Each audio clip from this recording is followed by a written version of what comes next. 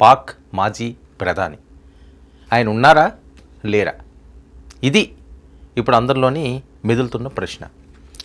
ఇమ్రాన్ ఖాన్ని అతి దారుణంగా, అతి కిరాతకంగా నరకాన్ని చూపించారు, జైల్లో పెట్టి ఆయన మగ్గబెట్టారు. ఇప్పుడు చంపేశారా? ఇది పాక్ ముస్లింలే అంటున్నారు ఆయన అభిమానులందరూ కూడా. ప్రపంచ దేశాలన్నీ కూడా ఇప్పుడు ఈ వార్త వైపే చూస్తున్నాయి. ఎందుకంటే ఇమ్రాన్ ఖాన్ అద్భుతమైన ప్లేయర్ అండి, ఒక గొప్ప క్రికెటర్. సరే, ఏవైనా చిన్న చిన్న అంశాలు ఉండొచ్చు, భారత్కి పాకిస్తాన్కి క్రికెట్లో నువ్వా నేనా అన్నట్టుంటారు. ఎప్పుడు కూడా ఆటగాని ఆటగాడికి చూడాలి. స్వయం శక్తితో ఎదిగిన వ్యక్తి, ఎన్నో విజయాలు పాకిస్తాన్కి ఇచ్చిన వ్యక్తి, అద్భుతమైన ఫేస్ చేసే వ్యక్తి ఇమ్రాన్ ఖాన్. సో అక్కడక్కడి నుంచి అంచెలెదలుగా ఎదిగారు, దేశ ప్రధాని అయ్యారు. సామాన్యమైన అంశం కాదు కదా.